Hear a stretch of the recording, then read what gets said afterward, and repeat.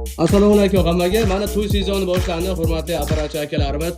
Tayyor komplektimiz bor. Mana shu komplektimiz sotiladi. Narxi ham arzonroq. Videoni oxirida narxini aytaman sizlarga. Undan oldin mana shu apparatimizda qanday uskunalar borligini, ya'ni modelini sizlarga tanishtirib o'taman. Xo'p, do'stlar, unda boshlaymiz obzorimizda. Sredinamizga peshalkasi 750 driver originali, mana original o'sha hamma izlaydigan ruperdan turibdi. 750 da katta ruperdan turibdi. Magneti ham original magnet. Xo'p, bu yerda bo'lsa MNS Kappa Pro originali hamma izlab yurgan dinamikdan turibdi. Bu ham haqiqiy original dinamik. Xo'p, bu yerda pastida bo'lsa BEM 500 wattli original dinamikimiz turibdi. Tushundinglar? 750 MNS BEM.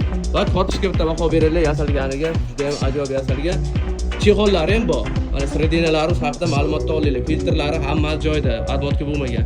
Lizalarimizga keladigan bo'lsa, 1200 wattli Adel dinamik qo'yilgan ekan. Bittasi remont bo'lgan ekan. Faqat shu narsani hisobga olasizlar. Mana shu lizalarimizda atiga bittasi remont bo'lgan. Xo'p, endi bu yerdagi apparatlardan boshlaymiz. Sennheiser ikkitali mikrofonimiz bor. Dynacor pultimiz bor, aktivniy. Bu mana shu model oldin chiqqan modellari, birinchi chiqqan model eng zo'rlari desa ham bo'ladi. Shuni ishlatganlar bo'lsa bitta kommentariy yozib qoldiringlar. Mana shu komplektimiz ichida bor. Va DOT 835 crossoverimiz, bu crossover haqiqiy original crossover bo'ladi.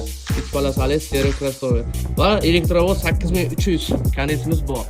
Mana shu kanalni o'zi hamma kolonkani ishlatadi. Xo'p.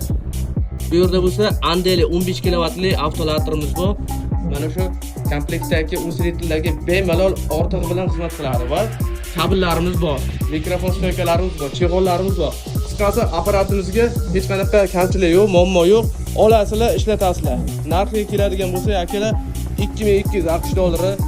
Pastda egasi raqamini qoldiraman, bemalol gaplashib ko'rishlaringiz mumkin. Bitta kommentariy yozib qoldiringlar, 2200 dollarga mana shu apparatimiz arziydi va menimcha arziydi. Agar kimga qiziq bo'lsa, tez telefon qilinglar, chunki hozir internetga qo'yganimdan keyin sotilish ehtimoli yuqori bo'ladi. Sog' bo'linglar, salomat bo'linglar. Arzon texnikalar akkauntiga obuna bo'lishni unutmanglar.